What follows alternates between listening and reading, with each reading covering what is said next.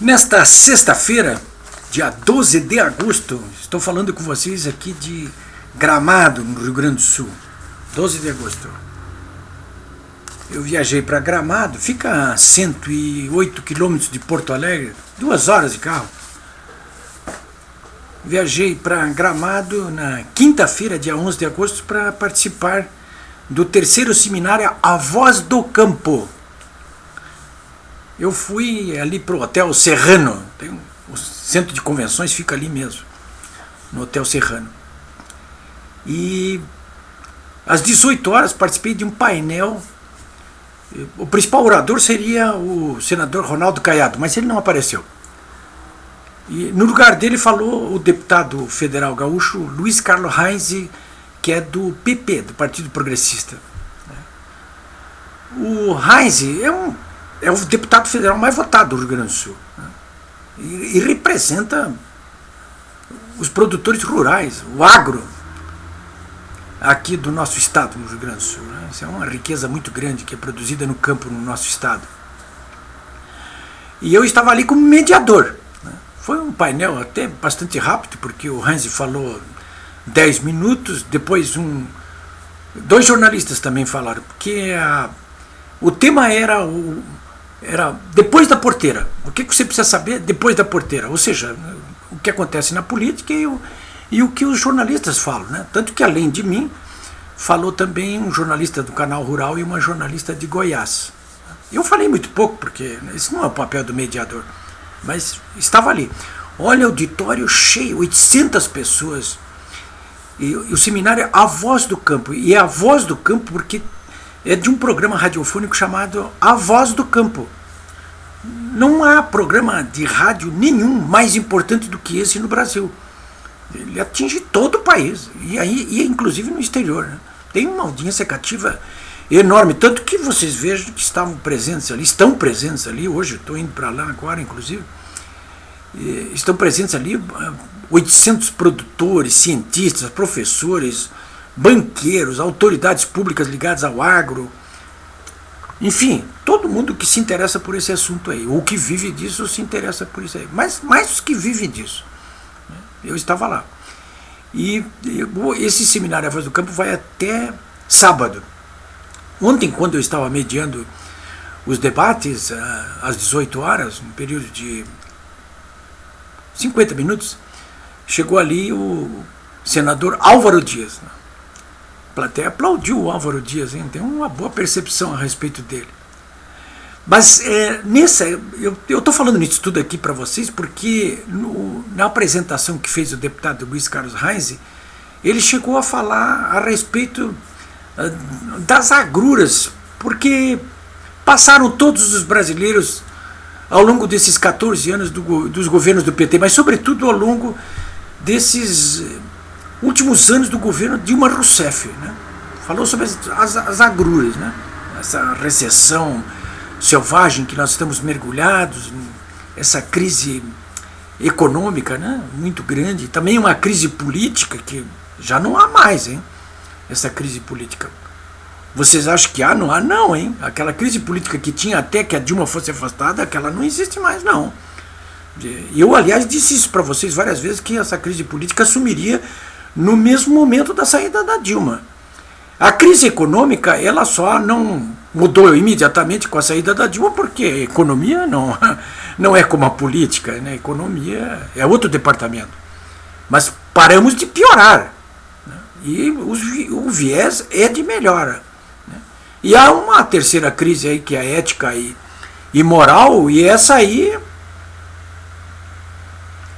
não se resolve pela mera transferência da presidência da Dilma para o Michel Temer.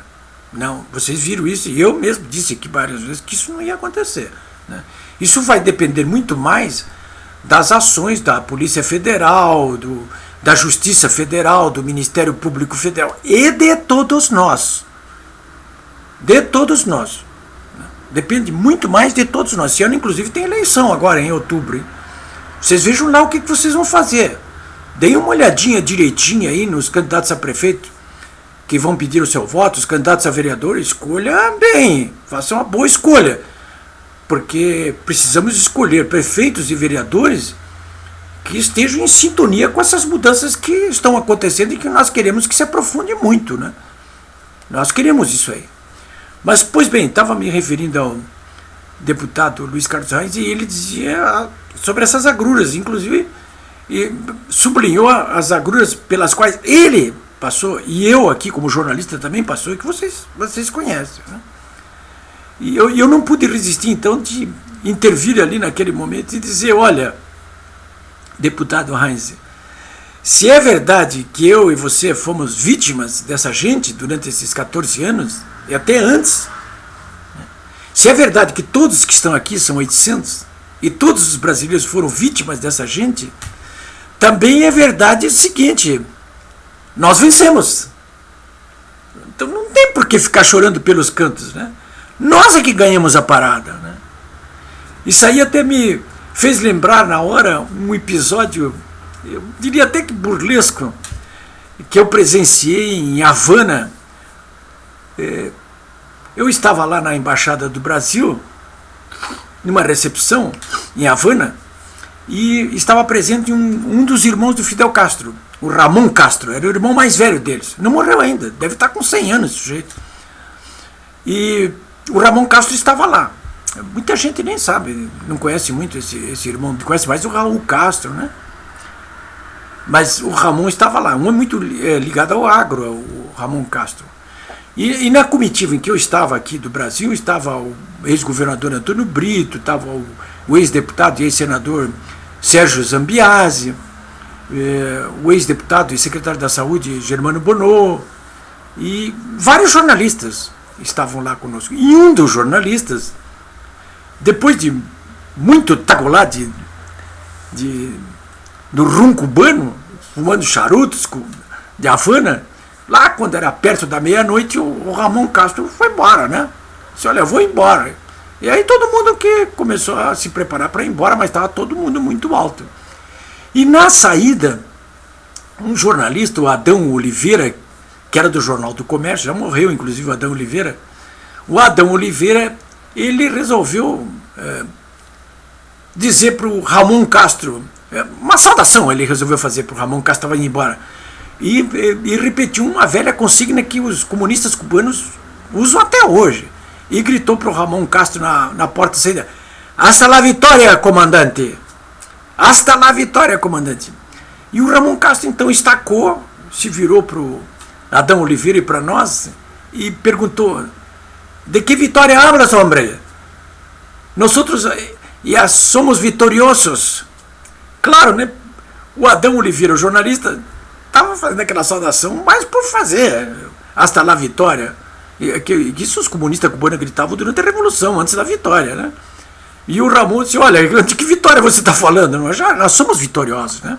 Então eu me lembrei disso quando estava nesse seminário A Voz do Campo, falando lá com o Luiz Carlos Reis, porque me deu vontade de dizer isso aí ali para o pessoal todo, contar até essa história, né? Mas estava muito rápido, o ambiente não era propício, e eu não contei, mas estou contando aqui para vocês, né? Então, é isso aí. Bom, para terminar esse comentário, agora aqui no final de sexta-feira, eu quero recomendar para vocês 2 livros que eu estou concluindo, 2 livros, que dizem muito respeito a isso que eu acabei de falar agora aqui, porque conta a história dessa vitória que nós conseguimos aí, e que é uma vitória que não concluiu ainda, porque ela só vai ser concluída quando enfiarmos o Lula na cadeia, quando depusermos a Dilma definitivamente, agora no dia 25 foi marcado, né, o final do julgamento, o início do final do julgamento, e quando ela for enfiada na cadeia também, todos eles pelos crimes que cometeram. Mas quem quiser conhecer bem mesmo essa história, ela está aqui, ó, nesse livro aqui, que me surpreendeu, é muito bom o livro, hein? Lava Jato, ó. Vladimir Neto, esse sujeito aí é um repórter da Globo, né? É um belo, olha, muito bem documentado o livro, muito bem documentado. Estou lendo aqui, é a história toda, essa história agora da Lava Jato, desde o início aqui, desde o início. Tem uma parte da história que está aqui, que não é contada com profundidade, é contada de passagem, que é uma história que está neste livro aqui, Assassinato de Reputações, muito além da Lava Jato. Essa história aqui, do Romeu Tuma Júnior. Essa história aqui é a história contada por aquela contadora do Alberto Youssef, a Meire Posa.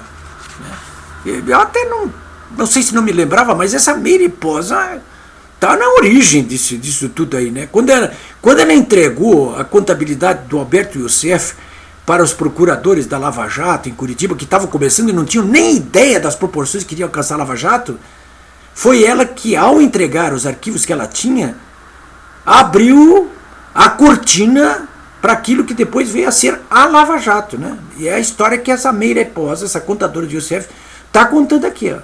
É um livro que é um depoimento, na verdade, esse livro aqui. Eu recomendo vivamente a leitura desses dois livros aqui, eles se completam. E eu estou lendo ambos porque eles se completam. É isso aí, meus amigos. Bom fim de semana para todos.